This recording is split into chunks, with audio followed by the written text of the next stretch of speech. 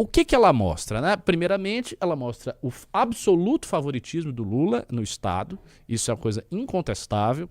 A força que o PT tem na região Nordeste é uma força que vem desde lá atrás, desde 2002. São mais de 20 anos do PT construindo uma base muito poderosa no Nordeste, conseguindo eleger governadores das suas coligações, ou do próprio PT, ou do PSB, dos partidos que estão com ele, e mantendo ali o meio de campo do Nordeste. Sem sombra de dúvida, se o PT não tivesse a diferença expressiva que ele tem no Nordeste, o PT não teria ganhado a eleição passada e o PT não estaria em riscos de ganhar essa eleição. O PT ganha as eleições há muito tempo porque o PT tira as diferenças das outras regiões no Nordeste. Portanto, quem quer enterrar o projeto petista, esse é o raciocínio que eu quero que vocês entendam. Quem quer enterrar o projeto petista precisa destruir a força do PT no Nordeste. Não adianta só você ter força em Centro-Oeste, Sul e Sudeste. Você tem que tirar o PT do Nordeste. Esse é o ponto fundamental. Sem tirar o PT do Nordeste, você não vence o projeto político do PT. Porque o PT tira as suas diferenças em termos de intenção de voto e de voto na urna do Nordeste. É exatamente isso que ele faz. E no Nordeste vocês podem ver, quando vocês olham os governadores, são todos governadores de esquerda. É PT, PT, PT. É aquela Fátima Bezerra no Rio Grande do Norte, é o Jerônimo na Bahia, e nos lugares que não é PT, é o PSB, são partidos coligados ao PT, é PCdoB, são partidos da base petista. Então a base petista no Nordeste ela continua intacta. Mas nós temos uma boa notícia nesta direção. Joga aí. Vamos lá. Então o PT se encontra absolutamente favorito, o Lula com mais de 60% no Piauí. E aí vem o segundo colocado, já era esperado também, o Flávio Bolsonaro com 15%. Só que logo em seguida nós temos o terceiro lugar, também esperado, do Renan com 6,6%. Mas por que eu acho que essa pesquisa ela é especial? Veja, quando a gente fala das outras pesquisas, o Renan continua nessa posição. Boa parte das pesquisas agora aparece o Renan consolidado em terceiro lugar. Né? E com o passar do tempo, à medida que for se aproximar da eleição, ele deve ficar mais e mais consolidado no terceiro lugar, até que ele possa crescer mais e tentar avançar sobre o Flávio. Porém, nas outras regiões, o voto do Flávio ainda é um voto sensível, uma parcela da totalidade do eleitorado que não é desprezível, está com o Flávio. No caso do Piauí, e eu acho que isso é uma regra para o Norte e para o Nordeste, como a gente vai ver adiante, o voto do Flávio é baixo. O Flávio tem apenas 15% e nós temos 6,6%. Mais ou menos a metade do voto do Flávio no Piauí. E por que eu chamo a atenção para isso? Se a gente pega o discurso bolsonarista, vamos pegar o discurso bolsonarista. O discurso bolsonarista nada tem a dizer para o Nordeste. Nada tem a dizer para o Nordeste. Não tem um discurso especial do bolsonarismo para o Nordeste. Algo que possa, chegar aos ouvidos nordestinos. Nós temos. A Missão tem. O MBL tem um discurso para o Nordeste. E eu sinto que a população do Nordeste, ela é mais fácil, minha opinião, ela é mais fácil de migrar para um voto alternativo da direita, de migrar do bolsonarismo para a Missão, do que no Sul e no Sudeste, por incrível que pareça. Embora em termos absolutos a gente tenha batido 10% numa outra pesquisa em São Paulo, eu acho que a migração total é mais fácil, a inversão é mais fácil. Por quê? Porque a força do bolsonarismo no Nordeste já é baixa. Sendo baixo o nosso discurso, que é voltado para a região Nordeste e Norte, assim, uma parcela grande do nosso discurso é voltada. E vocês podem notar, os vídeos que mais viralizam, geralmente, é Norte e Nordeste. É aonde o Renan toca no coração das pessoas. É aonde, por exemplo, ele faz uma agenda numa cidade e rapidamente vem um prefeito, um vereador, temos que limpar aqui, resolver os problemas. Porque é aonde os problemas mais agudos se encontram. Então, quando você tem um candidato que é sincero e que está em busca de enfiar o dedo na ferida e dizer, o Brasil ele está fracassando, o Brasil tem esses problemas. Ele faz isso numa cidade do Pará, ele faz isso numa cidade do Piauí, faz isso numa cidade do Maranhão. Isso tem uma repercussão muito grande, muito profunda. Isso é disruptivo e isso é poderoso. Então, eu sinto que, pela primeira vez em muito tempo, Pela primeira vez desde os anos 2000, nós temos, e nós eu falo, não é nem o MBL, é a direita. A direita brasileira tem, desde os anos 2000, portanto há 25 anos atrás, pela primeira vez, há muito tempo, chance real de quebrar a hegemonia do PT no Nordeste. Bolsonaro nunca teve essa chance, porque mesmo quando Bolsonaro ganhou em 2018, ele não fez isso. E ele não conseguiu fazer isso. E ele não deu a atenção político-eleitoral que ele deveria ao Nordeste para fazer isso durante a presidência dele. Porque se ele queria quebrar essa hegemonia, ele deveria ter feito isso na presidência dele. Ele não fez. Absolutamente não fez. E nem digo que ele tratou mal o Nordeste. Não acho. Eu acho que ele foi um governante ruim por igual. Ele foi ruim para todas as regiões.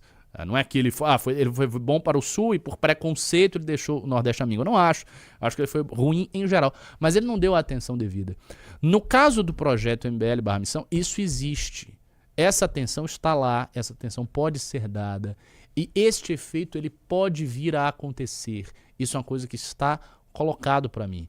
Então nós temos sim chances de futuramente quebrar a hegemonia do PT no Nordeste.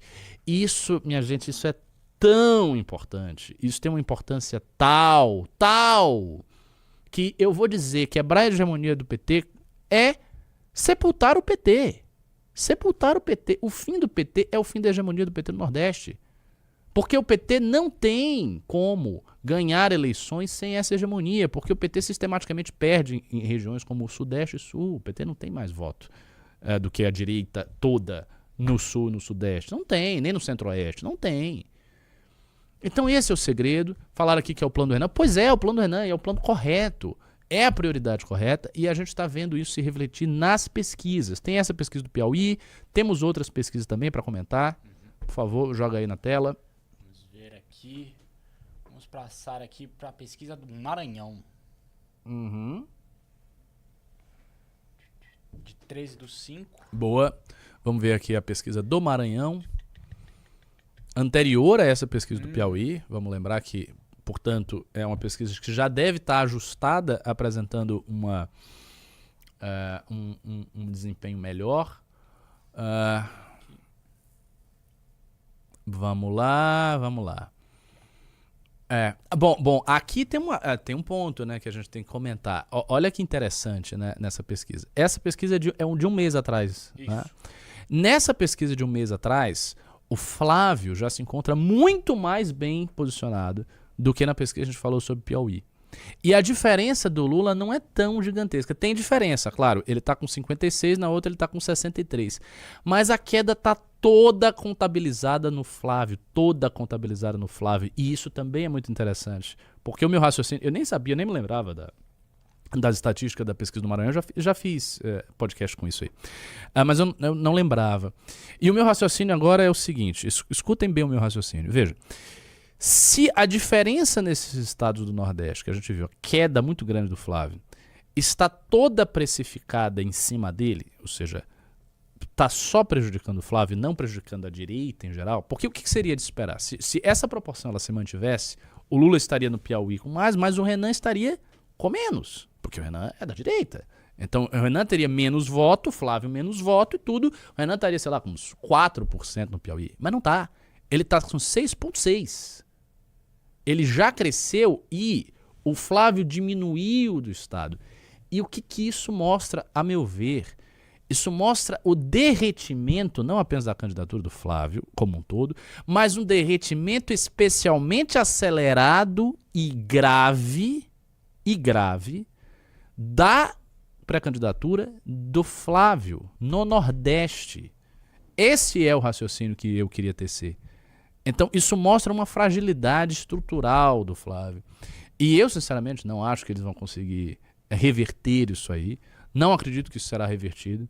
Porque, inclusive, eu não acho que a pré-candidatura do Flávio tenha criatividade para reverter esses problemas estruturais. Eu acho que são problemas muito profundos e que ele não vai conseguir lidar com esses problemas.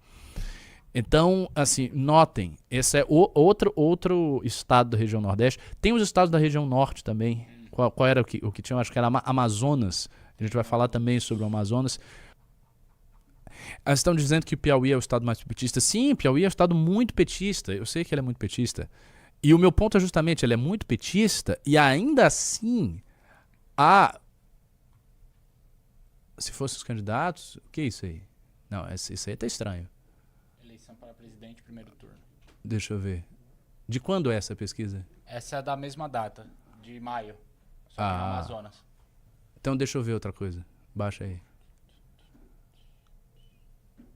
Olha, então essa pesquisa, na verdade, esta pesquisa mostra o Flávio muito bem posicionado, na verdade. Sim. Muito bem posicionado.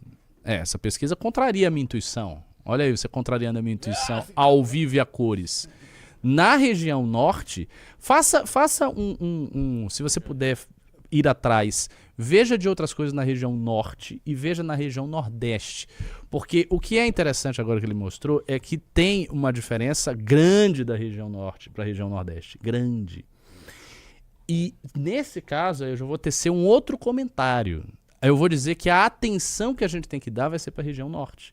Porque a família Bolsonaro parece estar bem posicionada na região norte. Se isso se mantiver em outros lugares. E eles tiveram boa votação na região norte. Então, enfim, vá procurando aí enquanto eu faço meu comentário. Mas na região norte é diferente. Então vamos fazer a seguinte... Está correto. Que eu peguei uma aqui do Amapá. Opa. E o Flávio Bolsonaro, ele tá bem posicionado. É isso, no Amapá? Então, o que está acontecendo? O Flávio, ele está bem na região norte. Aí ele vai para a região nordeste, ele cai brutalmente. E o Maranhão, como disseram que o Maranhão está mais perto do norte do que do nordeste, no Maranhão a clivagem é diferente. Sabe o que seria interessante ver, se tivesse pesquisa do Ceará e pesquisa do Rio Grande do Norte pela Atlas? Isso eu queria ver. Porque aí eu quero ver se vai confirmar a minha intuição. Eu não acho, a minha opinião aqui pessoal, eu não acho que a situação do Piauí seja uma situação excepcionalíssima. Que é lá no Piauí que aconteceram coisas distintas.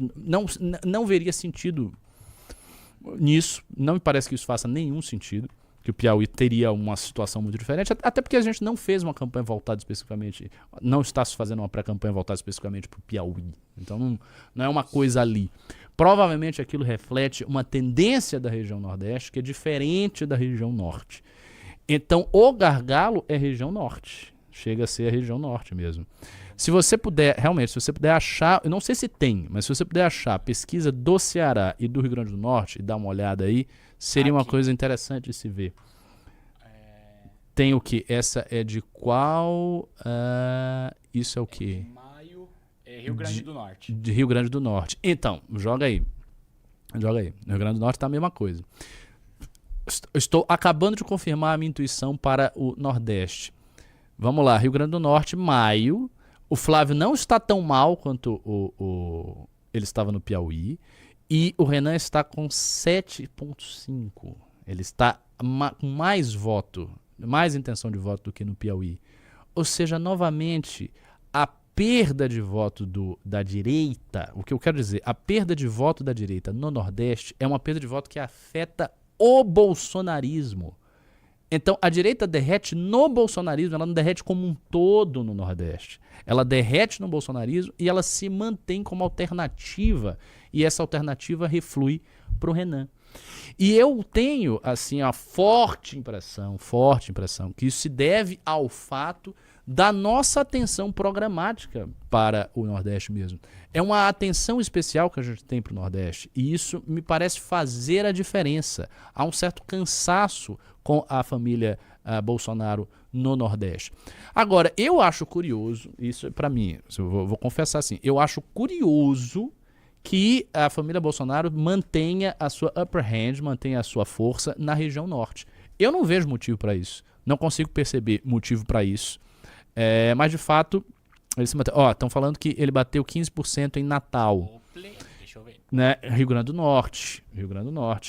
Ou seja, o negócio é Nordeste. No Nordeste, onde há hegemonia do PT, a gente tem como desconstituir isso, sim. Isso está claro que tem um caminho.